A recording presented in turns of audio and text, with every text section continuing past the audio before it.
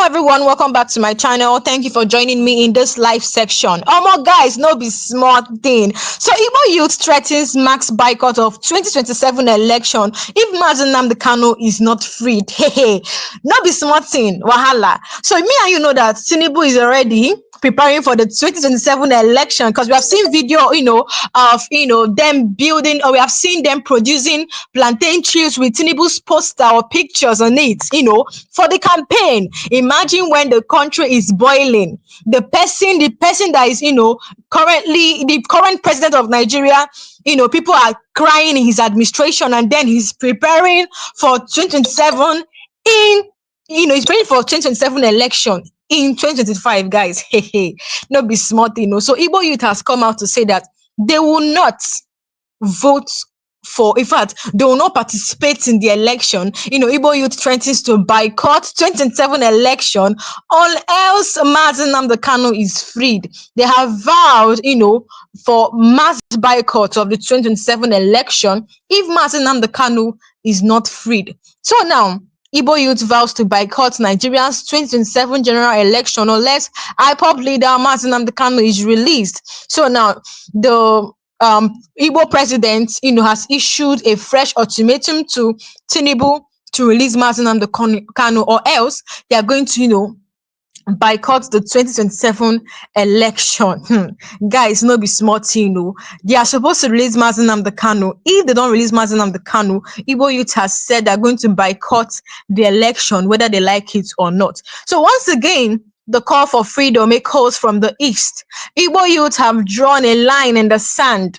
Free Nnamdi Kanu or forget the 2027 election. Hey, in today's video, I'm going to be breaking down the latest ultimatum by the all Igbo youth. In fact, he's the president of Igbo youth worldwide. Yes, he's the president of Igbo youth in the southeast. The historical context and the possible political earthquake this threat could unleash on Nigerians' ruling class. So you don't know what this threat would, will bring. You don't know the result of this threat. Do you know what it is for, Igbo youth to boycott 2027 election? Do you know, if I am Tinubu, I will rush and release Nnamdi Kanu because this is not a good threat at all. So at the center of this fresh warning, Chinedu Obilo. His name is Chinedu Obilo. He's the one that threatened that he's going to boycott the 2027 election or else Kanu is released. So the national president of all the Igbos, of all Igbo films, Igbo youth film, addressing the journalist Numa here, Abia State, Obilo did not miss word at all. He said, we will not participate in the 2027 election if Nnamdi Kanu is not freed. He reminded the world that while other agitators like Sunday Igboho have regained their freedom, Kanu remains in solitary confinement on what they describe as trumped up terrorism charge. So now, this man, Chinedu Obilo, he said that he will not, in fact, no Igbos, he vowed that no Igbos will participate in the 2027 election or else Kanu. Imagine when, election is going on and Kanu is still in detention. How possible is that? It's not going to work. How can an innocent man that has done nothing be in detention, for so long? And in election, even in 2027, you'll still be there. And then, there will be election will be going on. And this innocent man like Nnamdi Kanu will still be in prison for what?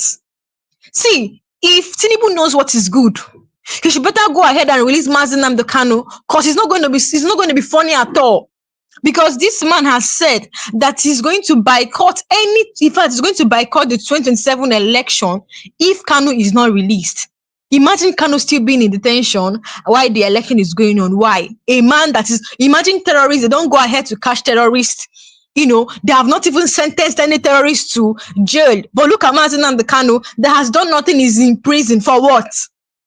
So now he reminded the world that while other agitators like Sunday Igboho have regained their freedom, Kanu remains in solitary confinement on what they described as terrorism charge. They say that he's a terrorist. Even till now, they cannot prove, even if you give them eternity, they cannot still prove that this man is a terrorist.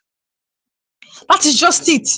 Imagine Sunday Igboho, a Yoruba man, he's not in prison upon he agitated though. So why is Kanu's case different? Why is Kanu's case different? According to what they said about Sunday Igboho, they said when they raided his house and they found weapons. Imagine Kanu, no weapon has been found. No weapon at all. And they still went ahead to charge him terrorism. Why? Hey, there is more to this case. You cannot tell me that Kanu is a terrorist when he has no weapon. The only thing they saw Kanu with is his microphone.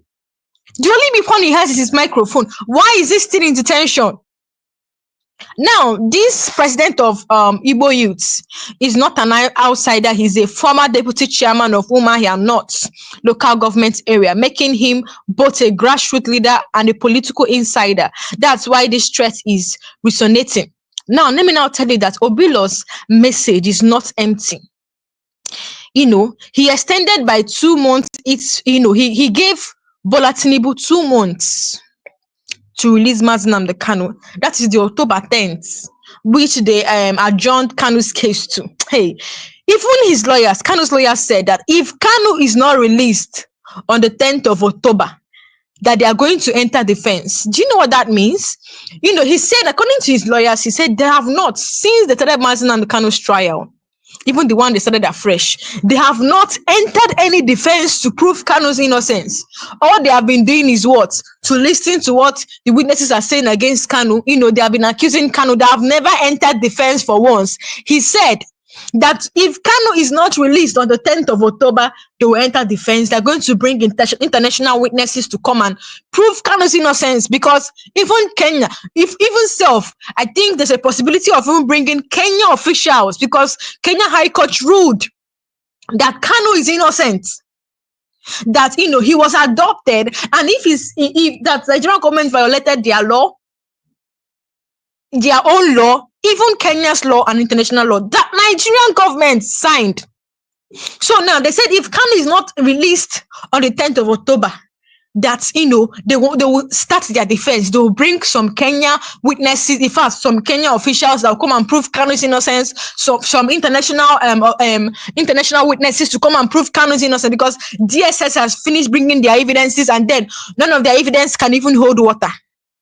None of the evidence can hold water or can prove that Kanu is a terrorist. We are thinking that on the 18th of July, they will strike out all the charges against Kanu, because the terrorism charge is already dead. You call him a terrorist. Why would you call someone a terrorist without even having proof that he's a terrorist? Why? So you can see that these people are just doing propaganda, playing with Kanu, political games. What they want is for Kanu to be in detention while campaign is on, because they know that if Kanu is released, it's going to be a game spoiler for them in the 2027 election, because this man is saying the truth, and the truth is bitter. That is just it. So now he gave Tinubu 2 months to release Kanu, or else they will boycott the election. See, he did not miss word at all.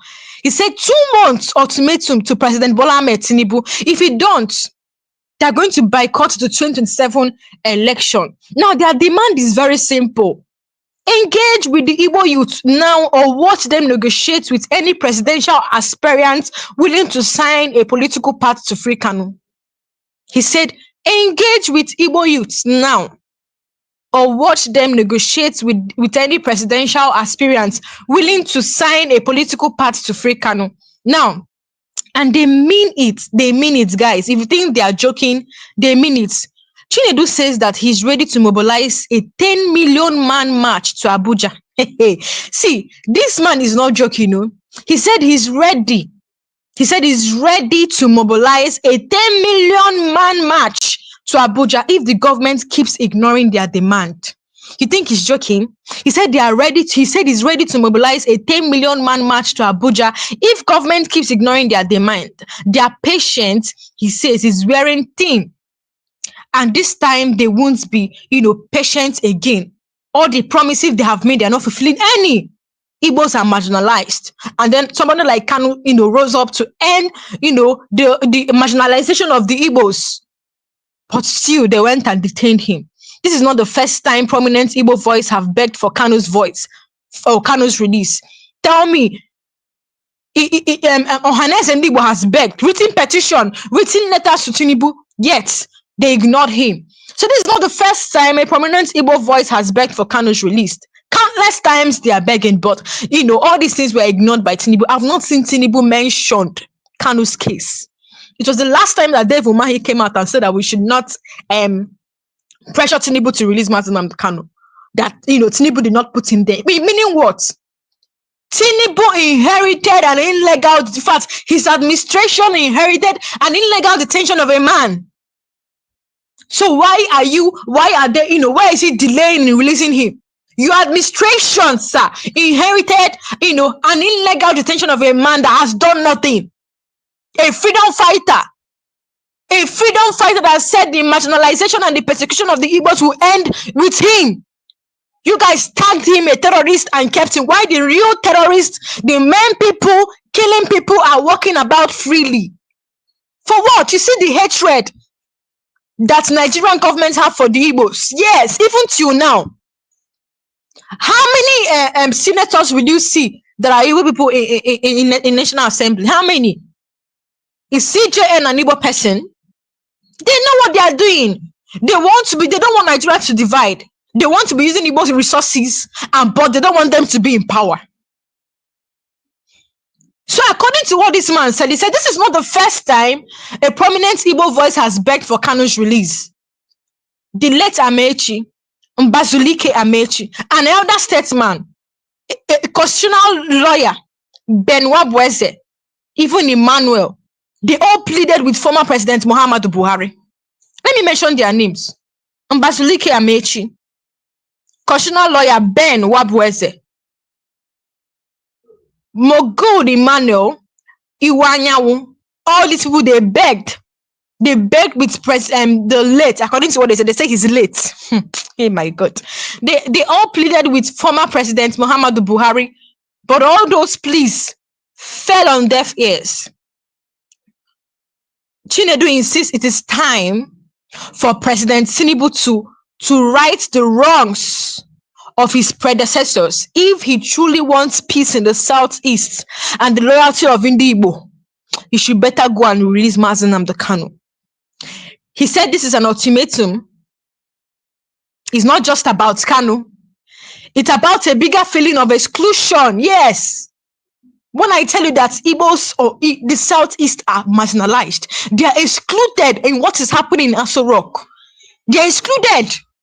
They are not part of, active government positions in Aso Rock. Tell me how many is DSS DG an Igbo person? When it comes to EFCC, is the director an Igbo person? No active position in government. Minister of Education, Minister of Agriculture, are these Igbo people? This ultimatum is not just about Kanu, it's about a bigger feeling of exclusion. Now, Chinedu blasted the Tinubu's administration for what he calls deliberate marginalization, politically, economically. In Igbo land, you will not see anything called seaports. Why? When Igbo men in fact, they are business people. Igbo people are business people, they are entrepreneurs, but there's nothing like seaports in Igbo land. In the southeast, recently the president made a new board appointment. Guys, listen. Recently, Tinubu made a new board appointment, yet, according to the AIYF, not a single Igbo name made the list. Not a single Igbo man was part of the list. To them, this is the same old pattern. When it is time for sacrifice, the East is first. Check it out. There was something that this man said, the lawyer of Nnamdi Kanu. He said, when you check people that are making this country proud, when you check sports, Igbos is Igbos. When you check commerce, is Igbos. But when it comes to, taking part in governance, Igbos are, they will just neglect and ignore the Igbos. They will exclude them. Why is it like this? When it comes to sacrifice in Nigeria, the East is first. When it's time to benefit, the East is last. Why? The East, they pay tax. So why do they exclude them from governance? From taking active positions in governance? So you see why Tinubu blasted Tinubu's administration. Recently, Tinubu, made new board appointments. Showore said that Nigeria has an Igbo problem. You think he's joking? Nigeria has an Igbo problem. They don't want an Igbo man to be on seat. Why? They accuse the federal government of treating, Indi Igbo not like a second-class citizen. In fact, let me now tell you, Igbos are not even treated like second-class citizens. They treat them as last-class citizen. It's not more second-class, it's not last class. You want to be using their resources, but you don't want them in governance. Take a look at what the lawyer said. Take a look at what he said. Take a look. When the president calm down, the reason Nnamdi Kanu have a discussion with him. You have been having a discussion with bandits and the so-called repentant Boko Haram. Tell me the offense of Nnamdi Kanu, because he's agitating for self-determination, which is his own constitutional fundamental rights granted to him by the constitution and the law. Well, the government's angle is not because of the agitation, because they know that everyone has a right to agitate, but they said the way he was going about it, like and then people were being incited. Well, that's even not what I'm what of the one the wife of the president incited people during the election? The wife of the president, he incited people that Igbo should go. What of the one Oba of Lagos said that Igbo should go and fall into lagoon? What of those that came out and said that Igbos will not vote? If you are not voting for APC, you will not vote. What happened to them? Has anybody been arrested? That Nnamdi Kanu said something, then you now term that thing he said as is a terrorist, is a crime of terrorism. You charge him for terrorism. His own lawful organization that is registered in almost all the whole countries in America and Europe and Asia, and you now came to Nigeria, you term it a terrorist organization. Now you are now saying that now that IPOB is being recognized in almost all the whole countries in America and Europe. So you are now saying that America, France, Germany, they are recognizing a terrorist organization because you don't want anybody to agitate. You want to suppress anybody. If you talk, kill him, suppress him, jail him. In a country that is predicated on constitutional governance, it cannot work like that. Okay, let's get back to the ministerial nomination of Bianca Ojukwu, because you said he took away one from Anambra and brought in another. But remember that the president took away the minister based on the KPI results that came out, which he was not even the one, that did the evaluation. It was the result given to him with which he did that, meaning that if actually the minister had performed, above board in the KPI, they wouldn't have had any reason to remove her rather. Now, still of that ministerial list, we have 48 of them, am I right? And we have 36 states in this country, including FCT 37. So, apart from Southeast, that have only 5, every other region have more than 6, apart from Southeast. Now, check since 1999, we have been having series of presidents. Just let's use what is going on now. The president is from where? Vice is from where? Speaker is from where? Senate President is from where? CJN is from where? Court of Appeal President is from where? National Industrial Court President is from where? Chief Judge of Federal High Court is from where? And they are saying that the people of Southeast belongs to this country. Are you sure Max, are you sure you're not? I mean, it's just like what I said too. I mean, isn't it time we started to be less sentimental about this diversity? We have to apply it now. We are saying that the only people that are qualified to hold on this position, nobody from South is qualified. On what basis? Are you saying that there's the chief of Naval Staff is from the Southeast? Huh? The chief of Naval Staff? From where? I'm talking about the key position. Number 1 person, number 2 person, number 3 person, number 4 person, number 5 person. The key position. We have 3 arms of government: the executive, the judiciary, and the parliament. You can never see anybody from Southeast there. Now, the point we are talking about is that I'm not even talking about, I'm in court about lopsided appointments. Okay. I can avail that my process because I did an intensive research in that process.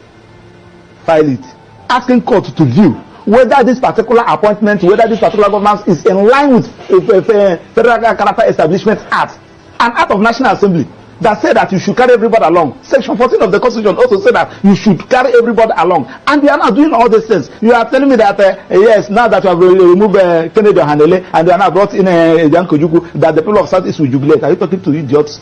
Look at the people that you are talking about. Let me start with the source. In football, the people that have made Nigeria proud are the people of Southeast. In commerce, in aviation industry, name it. In academic. So, guys, he heard what that lawyer said. He said, if you check, let me tell you, in fact, when they brought Ojukwu, Bianca, they were, for their mind, in their mind, they'll be like, at least one Igbo person has, has become, they made her a senator. In fact, she was in the list of the appointments. So in their mind, they'll be like, oh, they have brought in an Igbo person. At least we have done something for the Igbos. But guys, no active position. No active position, no Igbo man. If you check, I mean, key positions in governance, no active position. You will not see any Igbo man there. But when you check, Igbos are the ones doing well, making the country proud. You know, when it comes for sacrifice, the East is first. But when it's time for benefits, you know, the East will become last.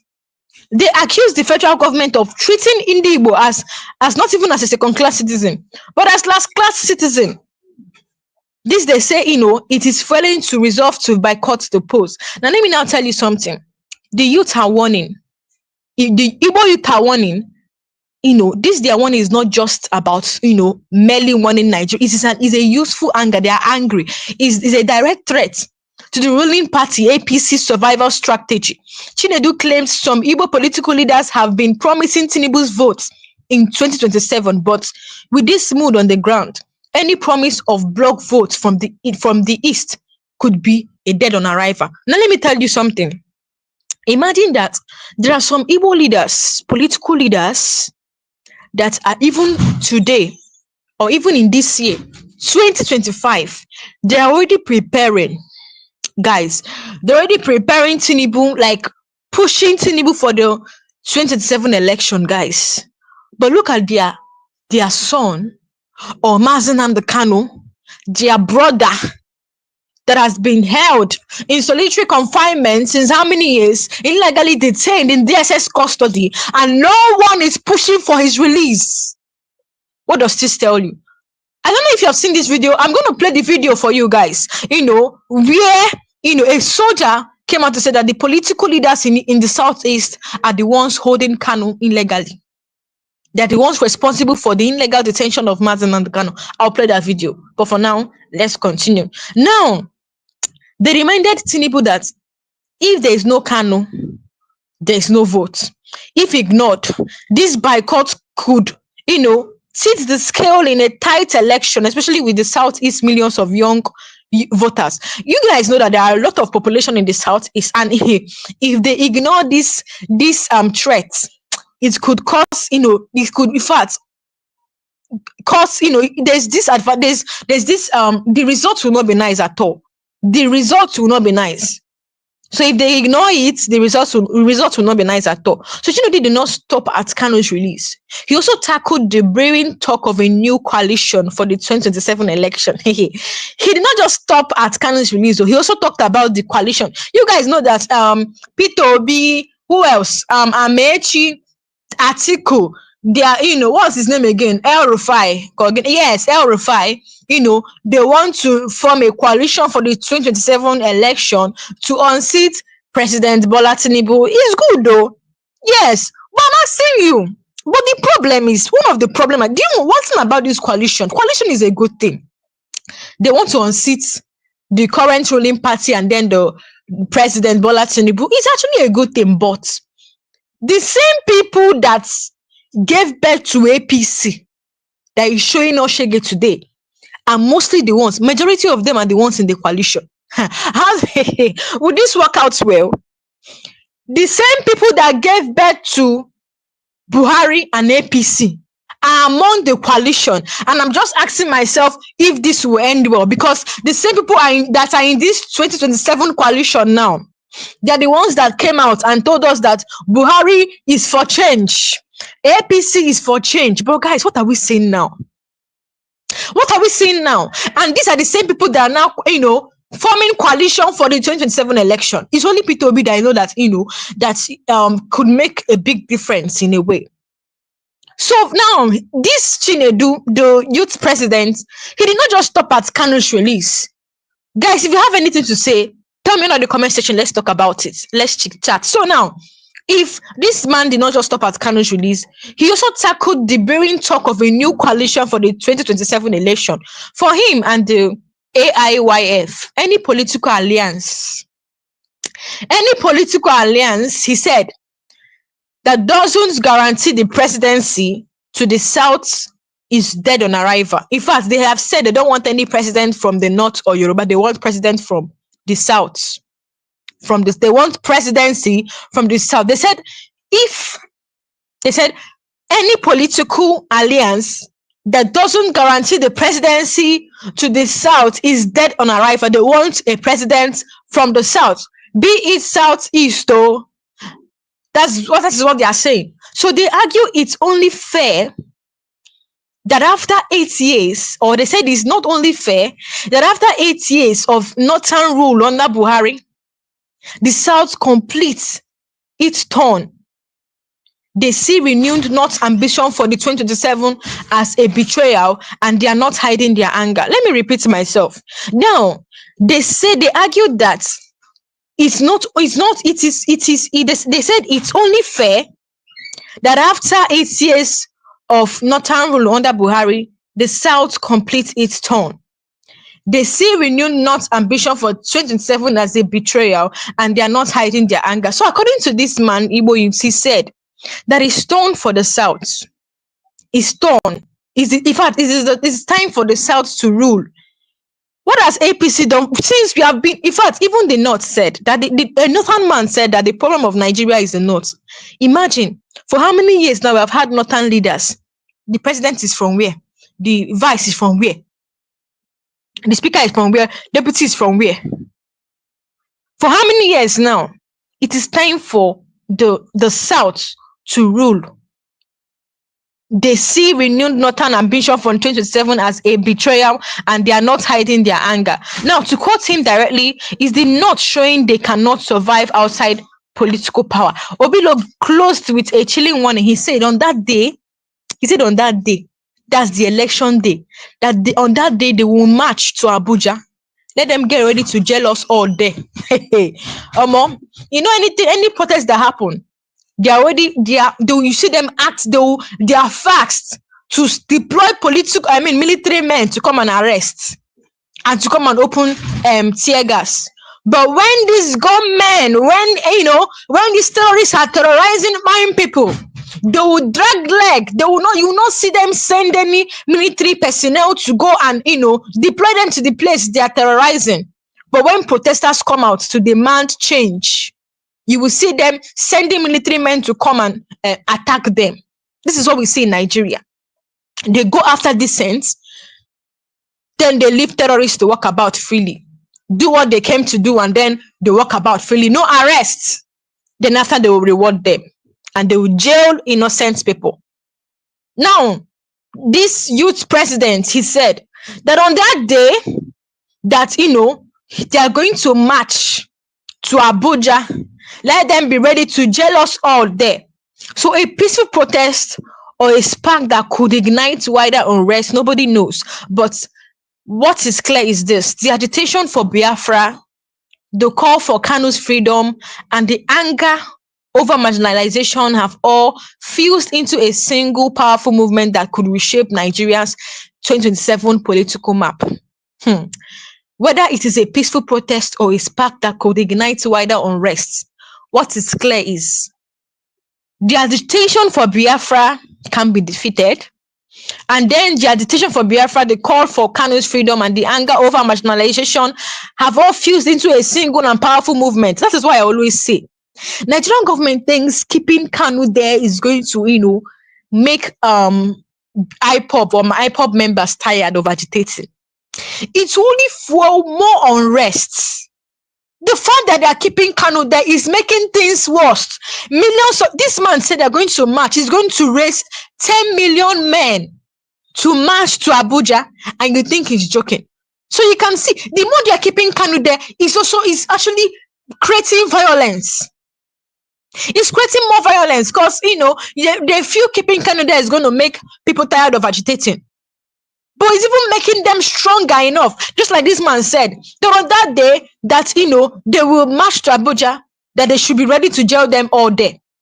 A peaceful protest or a spark that could ignite wider unrest, nobody knows how it's going to be. But what is clear is this: the agitation of Biafra, the call for Kanu's freedom, and the anger over marginalization have all fused into a single powerful movement that could reshape Nigeria's 2027 political map. Now they are asking, why are they going after Kanu?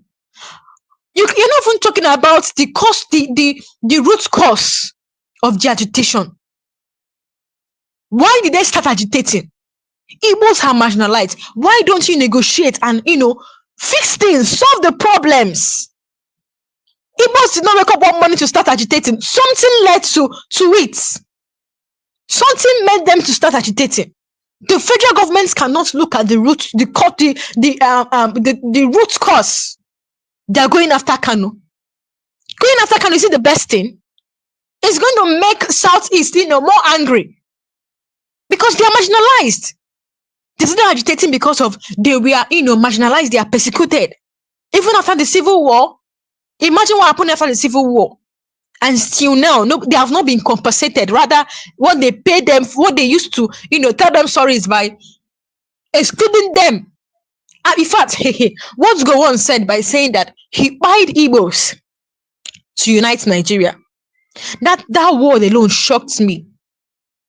There is no compensation by any Nigerian president of what happened in the Biafran genocide. They call it civil war, but it's not. That's a Biafran genocide. Igbo genocide. No compensation. What they used to tell them sorry is by excluding them from governance. So what happens next now? Would President Tinubu heed this cause or risk losing an entire region's vote? Will the Southeast finally have its demands met? Because I believe that if they don't release Kanu on the 10th of October, according to what this man said,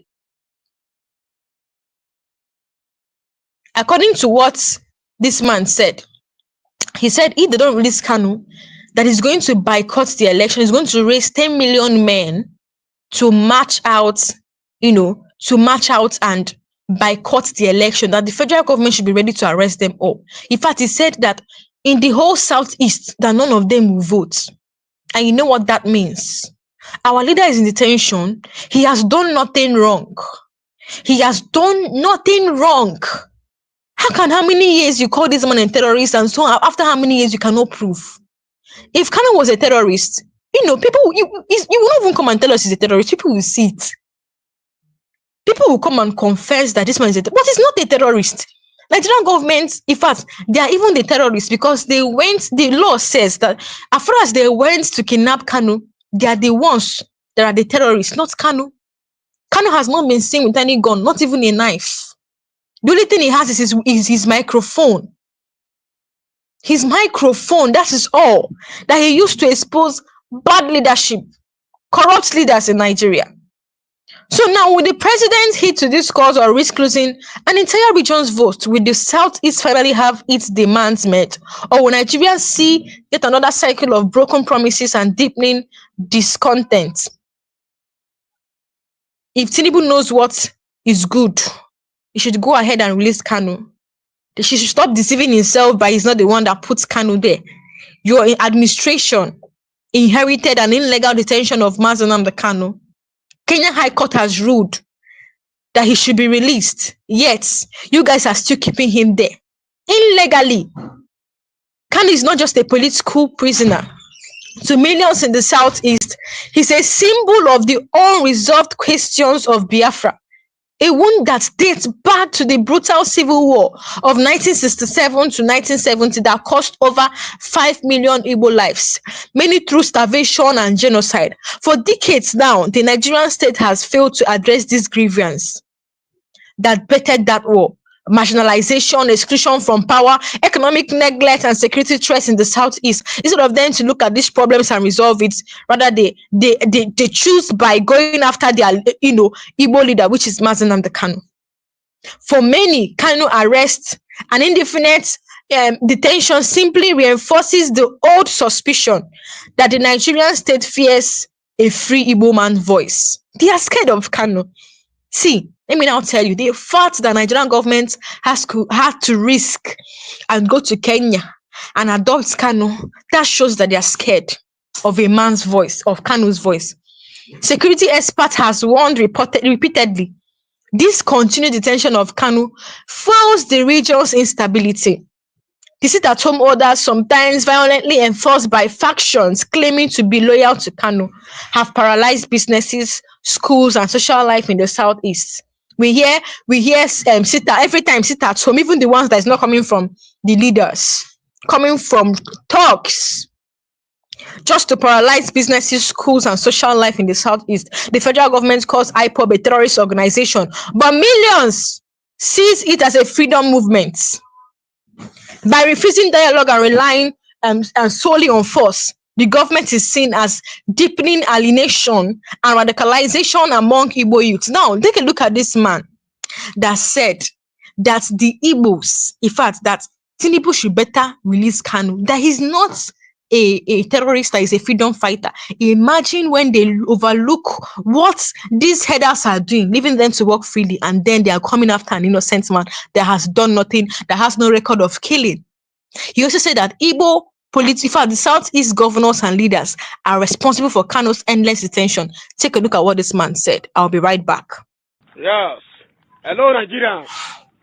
They are trying to silence me, but with God, they failed to silence me. I want to analyze something concerning the arrest of Mazi Nnamdi Kanu. Everybody is just talking here and there about Nnamdi Kanu. But what is keeping Nnamdi Kanu in the prison today is saboteurs. Because of the saboteurs, some selfish people that will make the good movement of this nation, that will make the betterment of this nation, not to appear to the people of this nation. Nnamdi Kanu is a freedom fighter. You see that how Nigerian leadership are turning this country upside down. That every human being or the citizen of this country, they are not getting it right. You see that hospital, you are not well treated. You see that in police station, your case are not be well taken care of. Security everywhere. There is no security. He decided to say no, and he know the history, and he decided, let me get my own country, Biafra. And the history of Biafra, he makes that history that a lot of indigenous people of Biafra, they are fighting for this country called Biafra for a very long time before he was born. And he stood up. A saboteurs in the east. The people holding Nnamdi Kanu in Nigeria today, in the prison today, is not the government, it's not the president. How can the president hold Nnamdi Kanu when all the whole charges against him is not guilty to it? The people holding Nnamdi Kanu in this country today is the leadership, the leaders in the east, the governors. Let me make sure I am not afraid of anything. The governor of Enugu, your hand there for Nnamdi Kanu. The governor of Anambra, your hand there for Nnamdi Kanu. Hope Uzodinma, your hand there for Nnamdi Kanu detention. The governor of Abia State, your hand there for Nnamdi Kanu detention. Wike, your hand there for Nnamdi Kanu detention. Now, they hold Nnamdi Kanu, make it they know what? Release her. Una say, if they release Nnamdi Kanu, say, problem go there for East. How problem go there? Nnamdi Kanu there for detention, problem not there for the East. Is Fulani not killing the people of the Igbo land? Is Fulani not killing people inside East today? The governor of Enugu is an impotent governor. Fulani herdsmen is killing your people. You are not doing anything. So, guys, he heard what this ex-soldier said. He mentioned governors, Southeast governors that are responsible. He allegedly, he mentioned the Southeast governors that are responsible for Kanu's endless detention. He mentioned governor of Enugu State, governor of Imo State. We even mentioned Wike, FCT minister. Mentioned governor of Anambra State and governor of Imo State. He said that the ones responsible for Kanu's illegal detention, the endless one, because they've been keeping Kanu there for so long. People that are supposed to be, if this thing is true, imagine people that are supposed to be pushing for his release. They're the ones keeping him there illegally, guys. Now they say that Kanu is a threat to national to the east. In fact, he said he has been the one causing violence and causing insecurity in the southeast. Now, what is happening? Because when they arrested Kanu, because of what they said, we were expecting the east to be at peace. But guys, tension became high, insecurity at maximum, too much kidnappings in Anambra State. Fulani herdsmen started attacking in Ebonyi State, in Enugu State. But they said Kanu has been the one doing all these things. But okay, is he still the one, ordering for this attack in DSS custody? So who is behind all these things? Ask yourself, who is behind all these things? They say Kanu is the cause of insecurity in the east. Now that he's in detention, who is now? Because we have seen several attacks in the southeast, in Imo State, in Ebonyi State, in Enugu State, by Fulani herdsmen. Terrorists, Fulani terrorists, though. So who is now behind all this? Is it still Kanu that is ordering this thing in the southeast? Somebody said Tinubu needs to go. We have had enough of this administration. We have had enough. If you have anything to say, put it down under the comment section. So now the federal government calls IPOB a terrorist organization, but millions see it as a freedom movement. But refusing dialogue and relying solely on force, the government is seen as deepening annihilation and radicalization among Igbo youth. Now, every Monday sit at home, like I said, cost the Southeast billions of naira in lost revenue. Traders, transporters, students all pay the price.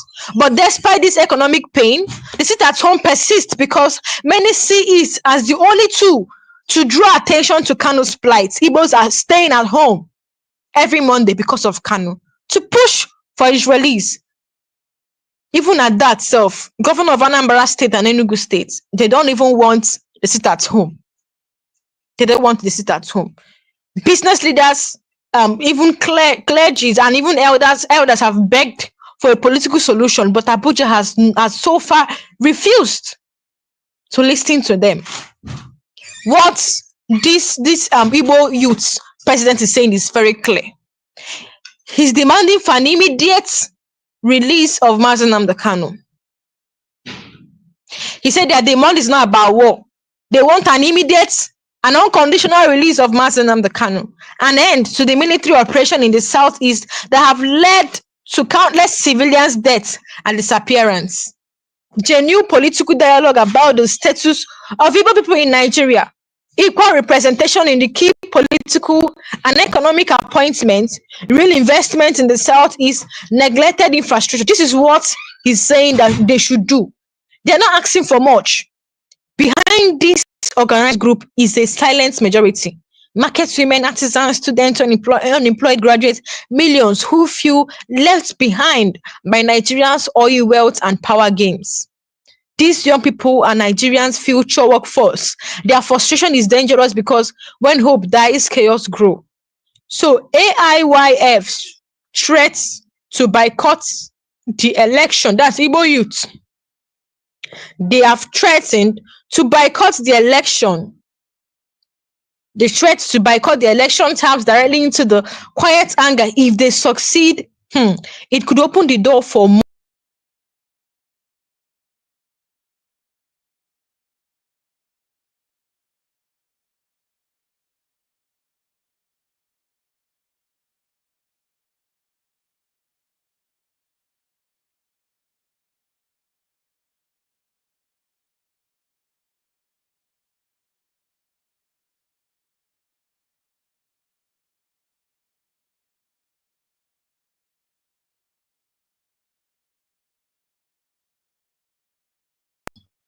Many are asking, they are saying, why is others? They're asking, why are others like Sunday Boho and Oduduwa agitator freed? Why Kanu remains in bars? They're also asking, why do self-proclaimed repentant Boko Haram militants get rehabilitation, steam pits, and reintegration? But a Biafran agitator remains in detention for years, despite court orders for his release. Imagine what is happening. Obilo's speech highlights the perceived double standards as proof that the Igbos are treated with contempt, not as equal citizens. They are treated as last-class citizens. Political observers know this threat is not empty. In 2017, IPOB successfully enforced stay-at-home orders with zero election in some strongholds. If millions boycott the poll in 2027, it might delegitimize the entire election in the southeast, weaken the president's mandate and deepen Nigerians' ethno-political fault lines. Any political party serious about winning a national mandate cannot afford to ignore an entire region's vote. That is just it. If the federal government mishandles this, it risks radicalizing a whole generation. What began as peaceful protests could mutate into hardened militancy. On the flip side, the political solution, freeing Kanu, restarting dialogue, investing in the East, could calm tension and actually rebuild trust. But does Abuja have the political will? Does Tinubu want to remember as the president who listened, or the one who pushed the East further away? Whether Nigeria holds together or drifts further apart could depend on whether these youths feel heard. In the end, ignoring a people's cry for justice never ends well. It never ends well. Now, many Nigerians do not even realize that multiple courts that have ordered has ordered Kanu's release, both Nigerian courts and international bodies. In October 2022, the Court of Appeal in Abuja discharged and acquitted him, declaring his extraordinary redemption from Kenya illegal. The UN Human Rights Council also urged his unconditional release, calling his continued detention as a breach of international law. Yet, Nigerian government defied these rulings, claiming national security interests. The defiance deepens the feeling that the law only applies selectively and that the system is weaponized to silence certain voices. Now, when the law is in their favor, they will obey. But when it's not in their favor, they will ignore it. Obilo's statement also exposes cracks within Igbo leadership. Many ordinary Igbo youths feel betrayed by their own political allies, senators, governors, ministers, who instead of championing Kanu's release with urgency, are seen dining with the same system that detained him. In case you have not watched this video, take a look. But if you people are killing, you are ranting in the East without taking a proper step, Nnamdi Kanu will not be released. I am not praying that he should be there. Because the governors and the House of Senate rep in the East, they are behind his detention. Because why? If Nnamdi Kanu come outside, those people call themselves governor, House of Rep, they will not have the opportunity in any position in Biafra land. They might be chased out of Biafra. That is why they are making sure Nnamdi Kanu should not be released. This is my advice. I come in peace. I mean no harm. Detaining Nnamdi Kanu, they pay me for body because why? Nnamdi Kanu is not a terrorist leader. He's a freedom fighter. Why are you people detaining a freedom fighter and leave the leaders of Boko Haram and Fulani men? Why should you people leave the leaders of Boko Haram, ISWAP, banditry, and you people know them? They give you the list. And now, when I come to face Nnamdi Kanu, Nnamdi Kanu, is he up to the terrorist leader in the north? If not another person, they arrest for this kind of treason, when they say treason.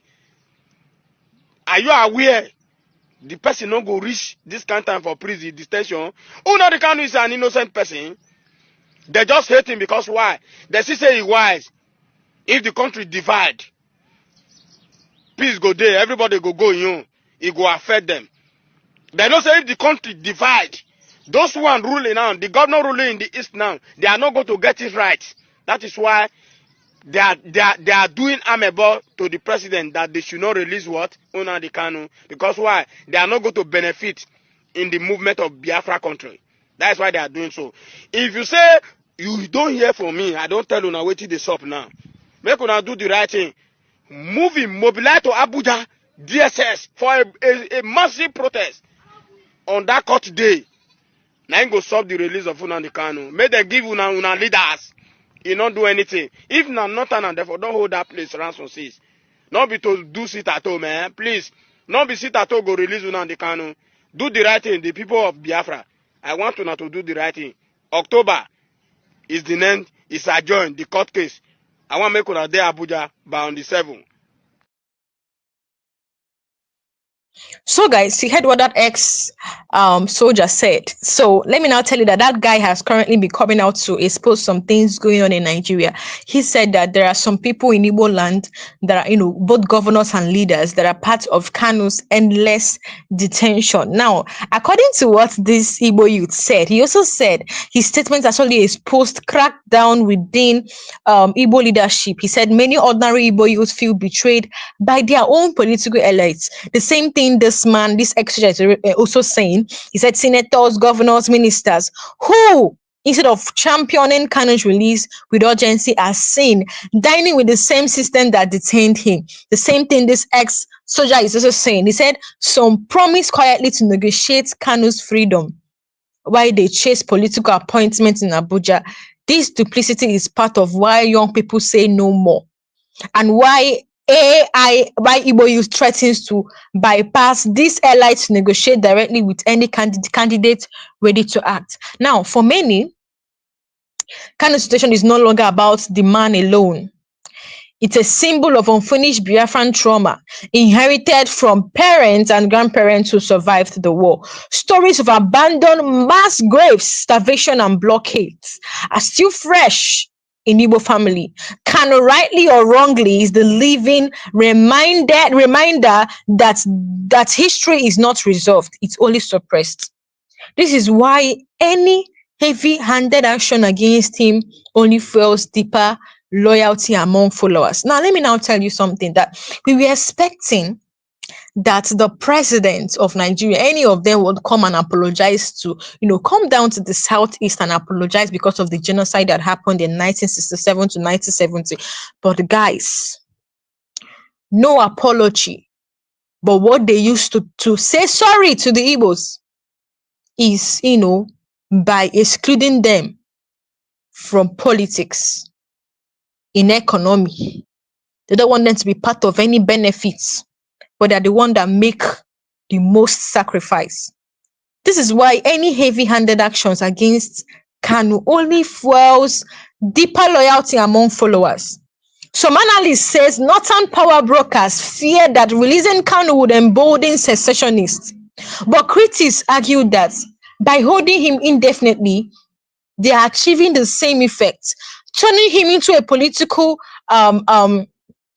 game or a political football whose situation justifies more whose situation justifies more radical cells to operate under his name. A free Kanu under agreed condition could actually bring moderates back to table, but the politics of fear.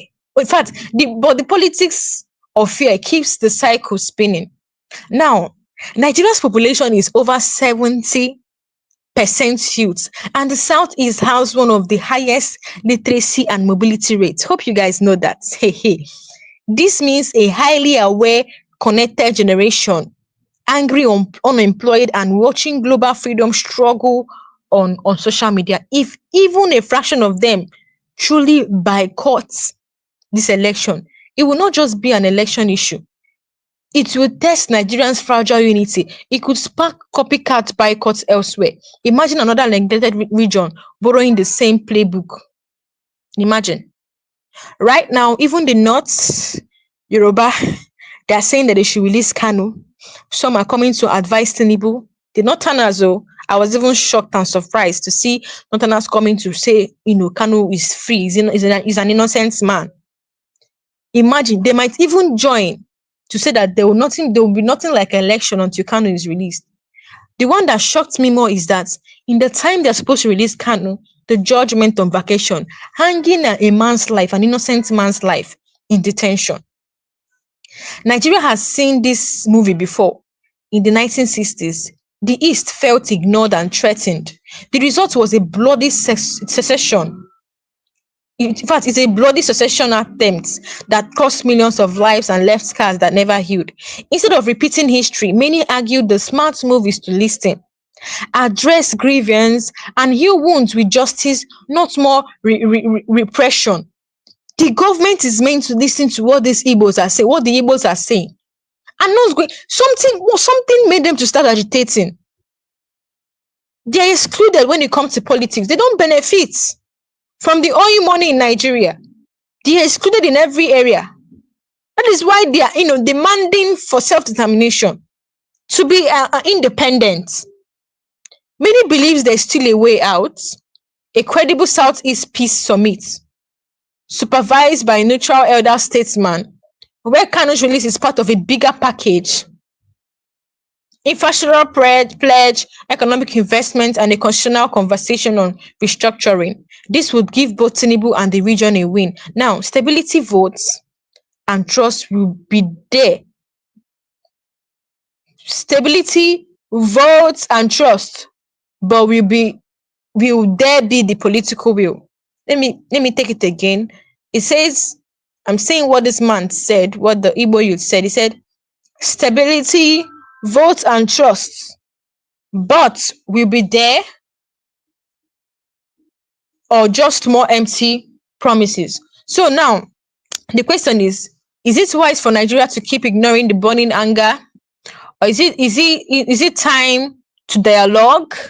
Or will another generation inherit this same cycle of bloodshed and unbroken trust? Let me know your thoughts under the comment section. Share with me under the comment section. Now, let me tell you that many historians argue that Nigeria never truly ended the Biafran War.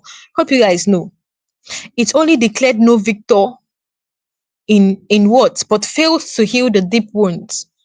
Properties abandoned by fleeing Igbo families, known as abandoned properties, were seized in places like River State and never returned. Even post-war policies like the €2 refund, where Igbo families were given only 20 euro. They were given only 20 euro, guys. No matter how much they had, if you have more than 20 euro, that was how wicked they were to the Igbos.